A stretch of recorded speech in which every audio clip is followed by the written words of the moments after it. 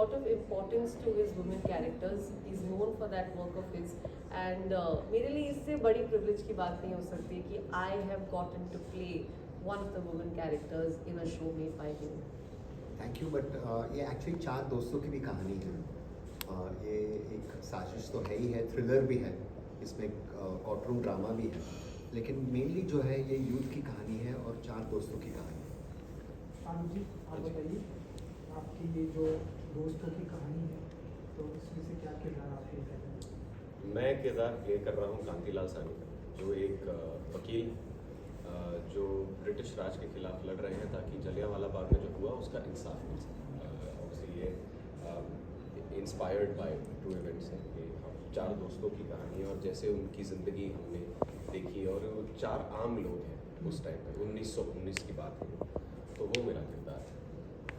और ये जो वकील जो है वो उनको लगता है कि अंग्रेज़ जो है वो दिल की भी गोरी है.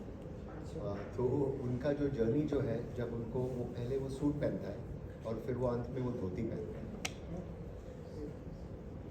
जलियांवाला बाग की हम जैसे ही नाम आता है वैसे सरहद से जाते हैं लोग, एक रूहें कांप जाती है. जो इंसिडेंट हुआ था जब ये प्रोजेक्ट आया आप लोग के पास, तो क्या माइंड में था? क्योंकि इस प्रोजेक्ट में कुछ भी गलती करना कहीं ना कहीं कॉन्ट्रोवर्सी का दूसरा एक चीज़ हो सकता है. इसमें जी सभी से question look centre sir.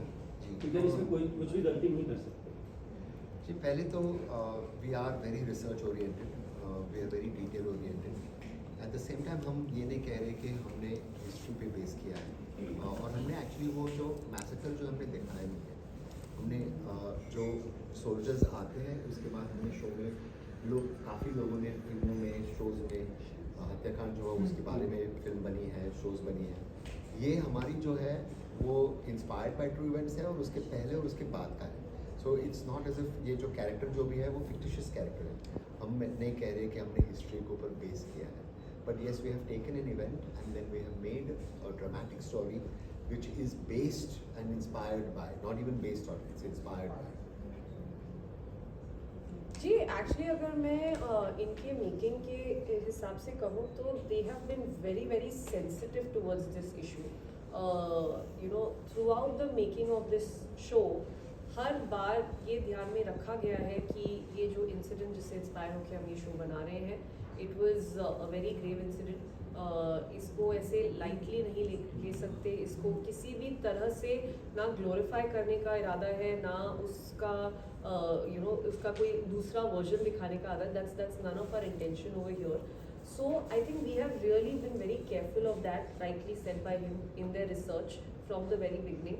And बहुत छोटे छोटे जेस्चर्स है. आई डोंट नो अगर ये किसी और के लिए मायने रखते हैं, क्योंकि ऐसा नहीं है कि बिहाइंड द कैमरा आपके ऊपर कैमरा लगे हैं और आप एज ऑडियंस ये देख रहे हो कि हम मेकिंग के दौरान क्या कर रहे हैं. आप लोगों को उससे कुछ फ़र्क नहीं पड़ता है. आप लोगों को सिर्फ इससे फ़र्क पड़ता है कि हमने शो में क्या दिखाया है. लेकिन मेकिंग के दौरान सर जो है और उनकी जो वाइफ है अमिता मैम, वो लोग इस चीज़ को लेकर इतने केयरफुल रहे हैं.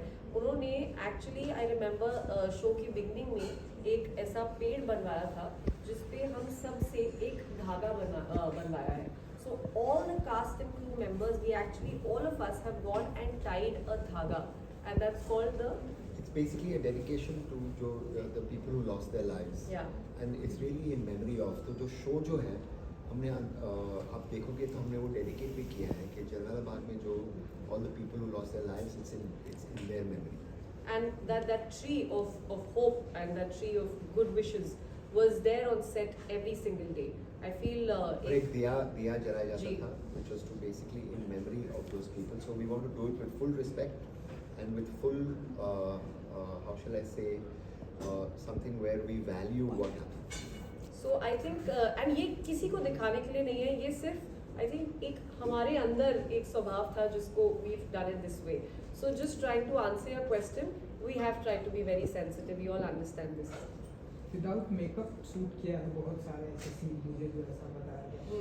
तो बस आप बताइए. बहुत सारे सीन नहीं जी, पूरी की पूरी यहाँ पूरा शो विदाउट मेकअप शूट किया है हमने. कितना comfort था आपके एक लिए? दाना भी मेकअप का मेरे ऊपर अलाउड नहीं था. यहाँ तक कि मेकअप छोड़ो, टचअप अलाउड नहीं था. अगर मुझे पसीना कुछ गंदगी लग रहा था तो सर के ये स्ट्रिक्ट इंस्ट्रक्शंस थे कि कोई आके टचअप नहीं करेगा, क्योंकि उनके हिसाब से वो नेचुरल है. अभी अगर आप बाहर धूप में खड़े हैं तो आपको पसीना आएगा, करेक्ट, तो आपका कोई टचअप करने नहीं आएगा। तो उन्होंने हमें वैसे के वैसे ही शो में रखा है।